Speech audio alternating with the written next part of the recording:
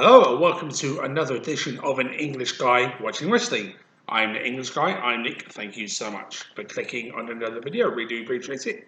In this one we're going to be covering the 26th of June 2021 edition of AEW Dynamite, and what a show it was, just incredible. So that being said, let's jump right into it. Opening matchup was between Hangman Adam Page and Powerhouse Will Hobbs, and this is not the first time that Team Taz has had a crossing with Hangman and Page. Brian Cage himself has had a couple matches with Hangman Page. Have been great, fantastic matches, to be fair. Powerhouse Hobbs is a man who is about as equal in strength as Brian Cage, so it's interesting to see this kind of matchup from someone else in Team Taz. But that being said, it was a very different strategy from Will Hobbs. Brian Cage did try to do the power game against Hangman and Page. He's got one win. Hangman has one win, and so Brian Cage has one win. In this matchup, Powerhouse Hobbs tries to do something a little bit different. He went after the arm, the right arm that is, of Hangman and Page, which of course he uses for the buckshot lariat. So interesting to see him do that kind of strategy, but it worked. It was a very unique, different thinking man strategy from a guy who's as powerful as Will Hobbs, who didn't try and use his power, even though he did use it more than once. And didn't matter because Hangman and Page did win with the Deadeye. So that was very unique to see. Some power from Hangman and Page there. But this was an absolutely superb opening matchup between fantastic talents. And another way to say it, Hangman Page is generally perhaps the best all-rounder, if not the best all-rounder in AEW, apart from perhaps, well, quite a few, to be fair. But he just has that ability to do everything and make it look great. And he did. Powerhouse Hobbs put in a fantastic performance here too. Perhaps his best performance in AEW to date, for me personally. I just thought the great back and forth mentality these two had was really good. Hard hitting impact, great wrestling, great counter wrestling. It was great, great stuff.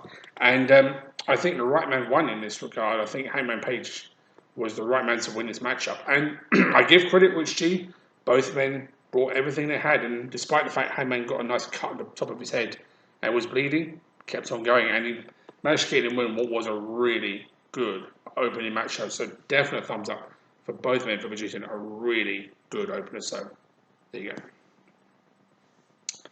And this match was Dante Martin versus Matt Sydal. And to say I was looking forward to this matchup is a bit of an understatement because you've got two of the very best high flyers, strike athletes in AEW, and they let it fly this match. No other way to say it. This was amazing stuff, and not the first time they've had interactions in the ring before, but definitely no less, worthwhile. It's an absolutely brilliant match. Dante Martin, since doing these singles because of the injury to his brother, has shined so brightly in AEW, and Matt Sydal, one of my favourite wrestlers of the last 20 years, always just great to watch in the ring and did a great job. But this was what you'd expect from these two men, and then some more high flying, great counter wrestling. The movement from both men was first rate. That you couldn't really blink, otherwise you would miss something. So the whole blink and you'll miss it mentality was definitely evident in this matchup. And I think Matt Sydal winning was the right call, but Dante had a great showing, and he's had a great showing in all of his outings since he's done the singles route because of injury to his brother. But this was really, really good stuff. Definitely changed the pace from the first match, but no less, it was so good. And really can't help but give a definite thumbs up to both Dante and Matt Sydal for producing a cracking matchup. So great stuff from both men. Really, watch if you get a chance, watch the match. So good. And this match was Ethan Page versus Bear Bronson. Definitely a change of pace from the previous two matches before it. And Ethan Page, since coming to AEW, has been on fire. And I'm not going to say I'm surprised because I knew Ethan Page before he went there. Everywhere he's gone, he's been just a star to watch. And good to see him get a singles matchup against Bear Bronson. And Bear Bronson, was out there with his tag team partner, Bear Boulder. Because Bear Boulder has been on the sidelines with an injury to his wrist, I think, or his hand, I can't remember. But he was out there out there with his tag team partner. But also, Scorpio Sky was in Ethan Page's corner. So, of course, it was balanced that way. There was outside interference from Scorpio Sky, as you'd expect. And I really like this matchup because this was a great showing from both men. And Bear Bronson against this doing the singles route, it's done nothing wrong whatsoever. Did nothing wrong here at all. This was a great show from him.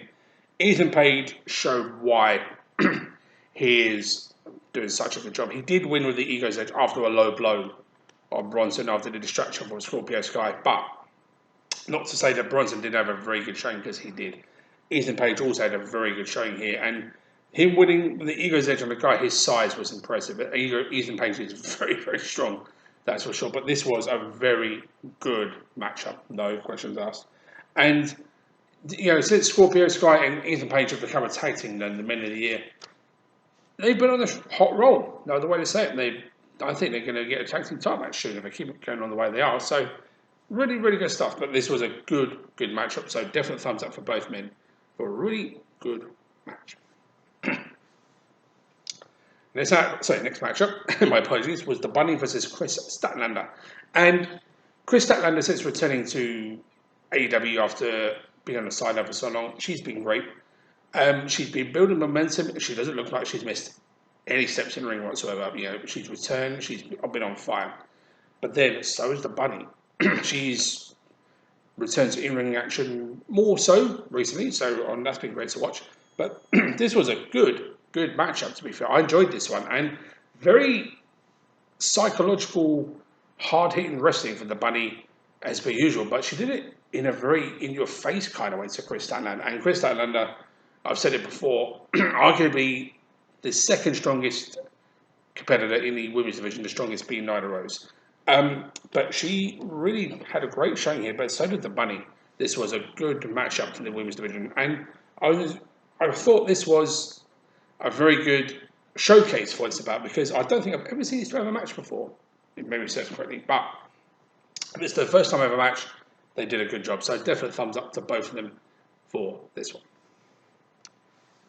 Which brought us to the main events. Jungle Boy challenging the AEW World Heavyweight Champion Kenny Meg for the AEW World title. And this was a matchup that had a lot of hype behind it because of the continuing rise of Jungle Boy, who has been on fire. There's no other way to say it. He's the hottest thing in AEW right now. And he has been just a star in the rise since the very beginning, because obviously he's had more matches in AEW than anybody else. And he's been the workhorse of AEW. That's no disrespect to anybody else in AEW, full stop. But he's the man who's got the more matches than anyone else in the whole of All Elite Wrestling. And this was no joke. A match of the year against Sydal. This was outstanding from both men, and this was exactly what I thought it would be. I knew it was going to be good because of the talent level from both men, but they went past it. They really did. And the counter wrestling from Jungle Boy so many times for the One-Winged Angel attempt by Kenny Meg was fantastic. He did it in ways I've never seen anybody do it before. And, Kenny Meg hit so many devastating V triggers in this matchup. It was crazy. But the perseverance of Jungle Boy showed. And unfortunately, didn't get the win, but Jungle Boy proved he can be world champion when the day comes, or a champion certainly when the day comes, because he showed he can hang with arguably the best wrestler in the world, Kenny Omega. This was an embodiment of what AEW can do when you put two right wrestlers in the ring against each other at the right time. Kenny Omega is on a real high as AEW World Champion, has been for some time. Jungle Boy is having the form of his career, and this is probably the biggest match of his career. And I'm not going to say his best performance in AEW today, because that's not going to be fair to some of his performances in the past, which have been fantastic. But certainly up there for sure. And Kenny Omega did get the win with the One-Winged Angel, but the way he wrestled this matchup was really good too. And this was pay-per-view worthy, no other way to say it. It was definitely main event worthy, that's for sure. And I think, they wanted to hold off this match, I will say this, AEW, for a bit of a special night, and that's exactly what they did in the last Dynamite, because they wanted to make it a one-off special kind of edition of Dynamite, shall we say. And you know what? They did the right thing, because the whole show was great, but this top off of this matchup was just fantastic. And, if there's one thing I've always said about Jungle Boy, he's so good at perhaps one of the best all-round wrestlers in AEW, like Hangman Adam Page. But this matchup, he proved he can hang with someone like Kenny Meg and then some. No questions asked. And Kenny Meg did win the matchup, but Jungle Boy proved he can be a champion. Even though he didn't win, Kenny Meg did win with the One Winged Angel, but no other way to say it. This matchup was a surefire match in the contender.